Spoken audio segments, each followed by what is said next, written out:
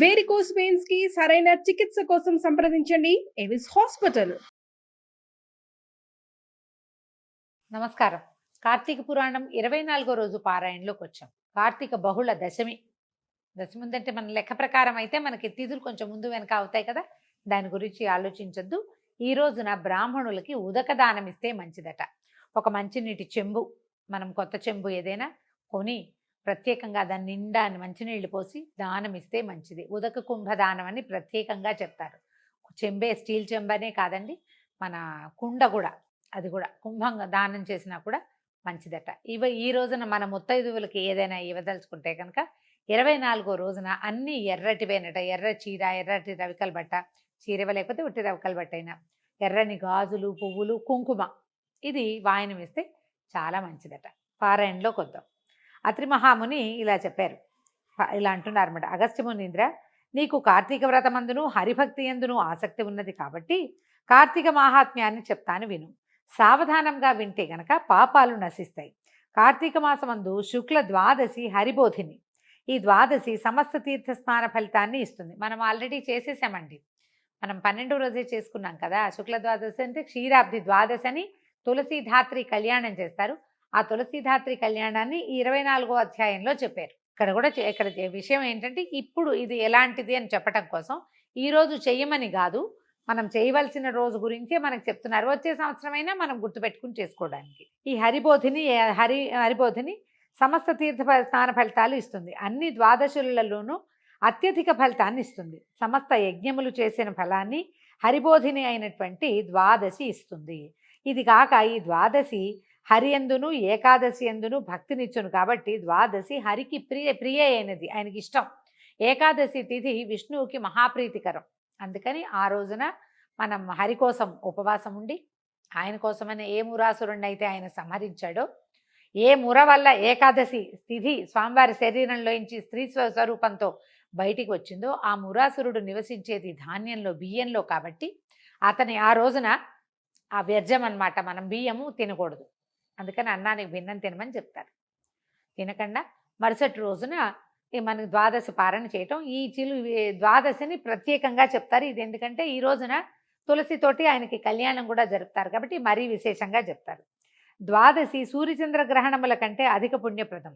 ఏకాదశి కంటే 100 రెట్లు ఎక్కువ సమస్త పుణ్యాన్ని ఇస్తుంది. ద్వాదశి నాడు చేసిన పుణ్యము 1,000,000 రెట్లగును. ద్వాదశి పుణ్యదినము కనుక కొంచెముగా ఉన్నను పారణకి ఉపయోగించవలను కానీ ద్వాదశిని విడిచి పారణ చేయకూడదు. అంటే ద్వాదశి తిథి కొద్దిగానే ఉంది, 5 నిమిషాలు, 5 నిమిషాల లోపలైనా సరే ద్వాదశి పారణ చేసేసేయాలి. ద్వాదశి దాటితే చేసిన పారణకి ఫలితమే లేదు. దానివల్ల ఏమవుతుంది, ద్వాదశి కనుక దాటితే ఏకాదశి నాడు ఉపవాసం చేసిన ఫలితం కూడా పోతుంది. అది గమనించుకోవాలన్నమాట. ఇతర నియమాలన్నీ విడిచి ద్వాదశి స్వల్పకాలమందు పారణ చేయవలను. కానీ పుణ్యమును కోరువారు ద్వాదశిని విడవరాదు. ఏకాదశి యందు ఉపవాసం ఆచరించి మరునాడు ద్వాదశి కాలాన్ని అతిక్రమించకుండానే భోజనం చేయాలి. అయితే ఏకాదశి నాడు ఉపవాసం ఉండి మర్నాడు చేసేటువంటి భోజనాన్ని పారణ అని చెప్తారు. ఆ ప్రత్యేక పారణ పదం దీనికే వాడతారనమాట, ద్వాదశి సమయంలో చేసేదానికోసమే చెప్తారు. ఈ విషయం తెలిసి పూర్వమందు పరమభాగవతుడైన అంబరీష మహారాజు పారణకు ద్వాదశిని విడువలేదు. ద్వాదశి ఉండగానే హరికి నివేదించిన అన్నాన్ని భుజించడాన్ని పారణ అంటారు. ఇంతలో దూర్వాస మహాముని వచ్చి ఆతిథ్యం అనే వంకతోటి భోజనాన్ని యాచించాడు. అంబరీష మహారాజు ఈయన భక్తాగ్రగణ్యులలో, భాగవతోత్తములలో ఒకడు. ప్రహ్లాదుడు, నారదుడు, పరాశరుడు, పుండరీకుడు, వ్యాసుడి తర్వాత స్థానం అంబరీషుడికి ఇచ్చారు. పరమ భాగవతోత్తముడు. ఆయనకున్న హరిభక్తి ఇంత అంతా కాదట. ఆయనను గురించి ఈ కథ చెప్తున్నారు. ఈయన ప్రతి ఏకాదశికి ఉపవాసం ఉండి ద్వాదశి నాడు ఉదయమే హరిసేవా కాలాలన్నీ జరిపించిన తర్వాత బ్రాహ్మణ భోజనాన్ని ఇచ్చేసి ద్వాదశి ఘడియలు దాటకుండానే భోజనం చేసేవాడు. చాలా సంవత్సరాలు ఆయన ఏకాదశి చేసుకున్నాడు. అయితే ఈ ఏకాదశి వ్రతం, ద్వాదశి వ్రతం చేసుకుంటుంటే ఈయనని పరీక్షించడానికి ఒకసారి దూర్వాస మహాముని ఆ సమయానికి వచ్చాడు. ఆ కథ చెప్తున్నారనమాట. అంబరీషుడు దూర్వాస మహాముని వచ్చి ఆతిథ్యం అడిగాడు. అంబరీషుడు సదేనని ద్వాదశి పారణకు రమ్మని దూర్వాసుని పిలిచాడు. దూర్వాసుడు పారణకి అంగీకరించి అనుష్ఠానం కోసం నదీ తీరానికి వెళ్ళిపోయాడు. ఆనాడు ద్వాదశి అతి స్వల్పంగా ఉంది, చాలా తక్కువ సమయం ఉందన్నమాట తిథి. దూర్వాసుడు ఎప్పటికీ రాలేదు. ద్వాదశేమో వెళ్ళిపోయేలాగా ఉన్నది. ఇలాంటి సంకటం వచ్చింది. అప్పుడు హరిభక్తుడైన అంబరీషుడు చాలా విచారపడ్డాడు, ఏం చేయటమా అని. ఈ దూర్వాసుడు మన మునిశ్రేష్ఠుడు పారణ కోసం ఒప్పుకున్నాడు, పిలవబడ్డాడు, ఒప్పుకున్నాడు. మనం పిలిచాం, ఏమండి భోజనానికి రండి అని.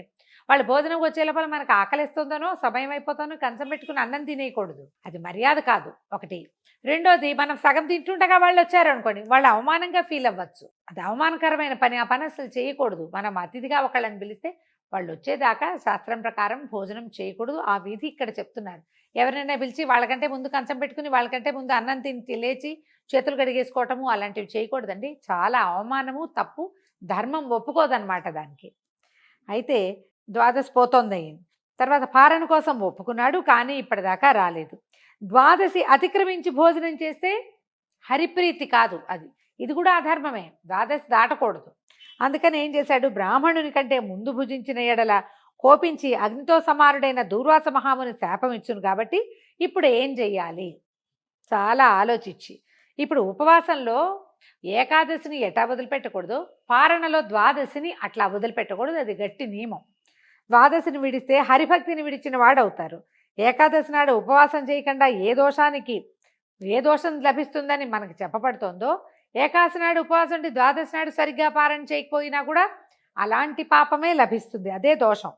ఇది కాకుండా ఈ ద్వాదశి పారణ అతిక్రమం మనకి ఇంకోటి ఉందండి ఇందులో. ఇది ఒకవేళ ఒక ద్వాదశి నాడు గనక పోగొట్టుకున్నారనుకోండి, ఒక ద్వాదశి నాడు గనక భోజన అతిక్రమణ జరిగితే 12 సార్లు ఉపవాసం చేసిన ఫలితాన్ని పోగొట్టుకుంటారు, ముందు 12 సార్లు ఎగిరిపోతుందిట. ఇది మరీ కష్టం కదా. దాంతో ద్వాదశిని విద్వాంసుడైన వాడు విడిచిపెట్టకూడదు. తెలివిగల వాడేవాడు విద్వాంసుడు, అంటే ధర్మం తెలుసుకున్నవాడు, శాస్త్రాలు చదువుకున్న వాడేవాడు ద్వాదశిని విడవడు. హరివాసరము పుణ్యదినముగాన విద్వాంసుడు విడవరాదు, దాన్ని విడిస్తే వీడికి పుణ్య సంచయము, వాడి పూర్వజన్మ ఆర్జితం కూడా కొంత పోతుంది, అనేక జన్మాల్లో చేసిన పుణ్యము నశిస్తుంది. అందువల్ల దానికి వలన కలిగే పాతకానికి నివృత్తి కూడా లేదు. అసలు ద్వాదశిని విడిచిపెట్టకూడదు, మహాపాపం. ఇప్పుడు ఏం చేయాలి అని ఈయన ముందు వెనక చాలా ఆలోచించి ఏమనుకున్నాడు, హరిభక్తిని విడవడం కంటే బ్రాహ్మణ శాపమే కొంచెం నయం అనుకున్నాడు. అందరినీ అడిగాడు సలహా, ఎవ్వరూ ఏమీ చెప్పలా. కాకపోతే ఒకళ్ళిద్దరు కొంచెం మెల్లిగా ఏం చెప్పారంటే, ఆ ఏకాదశి అది ద్వాదశి ఘడియలు దాటకుండా జల స్వీకారం చెయ్యొచ్చు. జలం తీసుకుంటే ఆహారం తిన్నట్టు కాదు, కానీ జలం అంటూ ఏదైనా ఒకటంటూ లోపలికి తీసుకున్నావు కాబట్టి ద్వాదశిని విడిచినట్టు కూడా కాదు, ఏదో ఉభయ కుశలోపరిగా ఉభయత్ర అంత దోషం లేకుండా ఉంటుంది అన్నమాట చెప్పారు. ఇప్పుడు ముందుగా ఆలోచించి ఆ వేదవేత్తలను అడిగాడు, వాళ్ళంతా ఆలోచించారు, బాగా ఆలోచించి ఇప్పుడు నేను చెప్పిన మాటే చెప్పేసరికల్లా బ్రాహ్మణులు ధర్మబుద్ధితోటి బాగా ఆలోచించి, పర్వాలేదండి, ఎందుకంటే భగవంతుడు అగ్నిరూపుడు, ఆయన ఎట్లా ఉన్నాడు, సర్వభూతముల యందు సర్వ ప్రాణికోటి యందు లోపల మన అగ్ని రూపంలో ఉన్నాడు, దీపనాగ్నిగా ఉంటాడు మన లోపల. వైశ్వానరుడై ఆహారాన్ని స్వీకరిస్తాడు, ఈశ్వరుడే.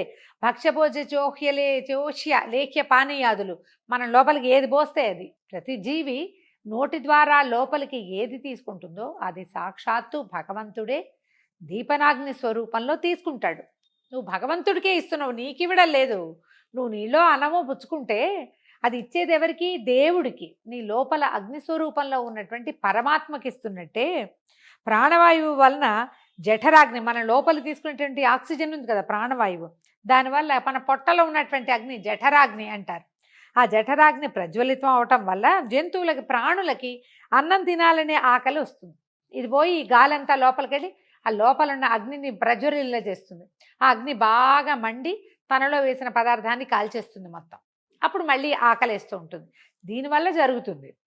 ప్రాణవాయువు చేత కొట్టబడిన జఠరాగ్ని సంతాపమును చేయుటకి క్షుత్పిపాస, మనకి క్షుత్తు పిపాస వస్తాయి, ఆకలి దాహము, ఈ రెండు ఎటా వస్తాయి, మనకి లోపల తీసుకుంటున్న ఆక్సిజన్, అది పొట్టలో ఉన్న మంటని కదపటం వల్ల. కాబట్టి ప్రాణసహితంగా అగ్ని స్వరసుర పూజితుడు అవుతున్నాడు కాబట్టి సర్వభూతములందున్న అగ్నిని నిత్యము పూజించవలెను. కాబట్టి తన ఇంటికి వచ్చినటువంటి ఎవరినైనా సరే, వాడు బ్రాహ్మణుడు ముని అని కాదు, ఎవరైనా సరే వాళ్ళని విడిచి భోజనం చేయకూడదు. మన ఇంటికి వచ్చినట్టు రండి భోజనం చేయండి అని కూర్చోబెడతాం, తినేలుదురు కానీ అని చెప్తారు. కాస్త కాఫీ అయినా తీసుకోండి, టిఫిన్ అయినా పెట్టండి. ఇవన్నీ మనం ఎట్లా నేర్చుకున్నామండి, ధర్మశాస్త్రాల్లో చెప్పబడింది. ఎందుకంటే ఇప్పుడు మన పొట్టలో ఉన్న అగ్ని ఎట్లా భగవత్ స్వరూపమో మన ఇంటికి వచ్చినటువంటి ప్రాణి కుక్క పిల్లి కూడానండి. పాకెట్లో ఒక ఆవు వచ్చింది అనుకోండి, హే హే అని కొట్టేయకూడదు. దానికి ఏదైనా ఒక చిన్న వస్తువు అయినా పెడితే ఆ ప్రాణి రూపంలో దాని గర్భంలో ఉన్నటువంటి పొట్టలో ఉన్నటువంటి అగ్ని స్వరూపంలో ఉన్న భగవదారాధనే చేస్తాం మనం. అతిథికి అభ్యాగతికి అన్నం పెట్టకుండా పంపకూడదు. ఇది మనకి ధర్మశాస్త్రం చెప్పింది. ఎందుకంటే ఇందుకు అవతలవాడి జీవంలో ఉన్నది సాక్షాత్తు భగవంతుడు. అతన్ని నర్చించటమే నువ్వు చేసేది. మంచినీళ్ళు ఇవ్వటం మనం ప్రధానంగా రాగానే నీళ్ళు అడగక్కర్లా, ఇచ్చేయటమే. పట్టుకొచ్చేస్తాం మంచినీళ్ళు. వాళ్ళు వద్దంటే వాళ్ళు వద్దంటారు గాక, వాళ్ళు అడక్కతేనే ఇవ్వాలి, అడిగితేనే ఇవ్వాలి, అడగకపోతే ఇవ్వకూడదు. అసలు ఆ సిద్ధాంతం లేదు. మనం మంచినీళ్ళు ఇవ్వటమే మన విధి. హైందవ ధర్మం మనకు అది చెప్తుంది. అయితే ఆ మాటే చెప్తున్నారనమాట. అతిథిని విడిచి భుజించకూడదు. పైగా ప్రథమ వర్ణుడు ఈయన సాక్షాత్తు ముని రుద్రాంశ సంభూతుడైన దూర్వాసుని విడిస్తే ఎట్లా, భగవతంశ సంభూతుడు కదా, భుజించు. కాబట్టి నువ్వు ఆయన తినకుండా ఆయన నువ్వు గనక తినేస్తే బ్రాహ్మణ అవమానం అవుతుంది. ఈ అవమానం చేత ఆయువు, ఐశ్వర్యము, కీర్తి, ధర్మము ఇవన్నీ నశిస్తాయి. అది ఇది కాదు, నీ మనసులో ఏది కోరుకుంటావో అవన్నీ పోతాయి నాయన. ఊహ ఏది ఉంటే అదే. ఎందుకంటే బ్రాహ్మణులందరూ స్వర్గంలో ఉండే దేవతలే భూలోకంలో తిరుగుతున్నారని చెప్పబడుతోంది. దేవతలను తిరస్కరించడం వల్ల జాతి అంతా నశిస్తుంది. జాతి మాత్రం చేతే బ్రాహ్మణులు దేవతలతో సమానులు. ఈ దూర్వాసుడు తపోవంతుడు. అతని విషయంలో చెప్పడానికి ఏముంది, మనం చెప్పగలిగేది ఏమీ లేదు.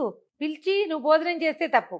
కానీ ద్వాదశ పారణకి వస్తానని ఒప్పుకున్నటువంటి దూర్వాస మహాముని ఘడియలు దాటిపోకుండా రాకపోవటం కూడా అన్యాయమే. ఆయనది తప్పే ఇది.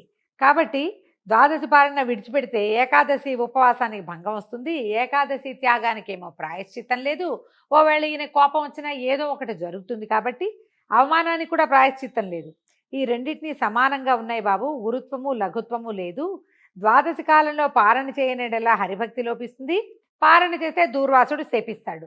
ఎలాగైనా అనర్థం రాక తప్పదు. నీకు కొద్ది కాదు నాయనా, గొప్ప కీడు కలుగుతుందని బాగా ఆలోచించి జలం తీసుకో అని చెప్పారు. నీరు తీసుకుంటే మంచినీళ్ళు కనుక అది కూడా గ్లాస్ ఎత్తి తాగటం కాదు, 3 ఉద్ధరణల నీళ్లు ఆచమనం చెయ్యి చాలు అని చెప్పారు. దూర్వాస మహాముని ఎంతసేపట్లో వస్తాడో, ఈ అంబరీష మహారాజు ఈ ఔపోసన చేసిన తర్వాత ఏం జరిగిందో రేపు ఉదయం మళ్ళీ 25వ భాగంలో తెలుసుకుందాం. నమస్కారం.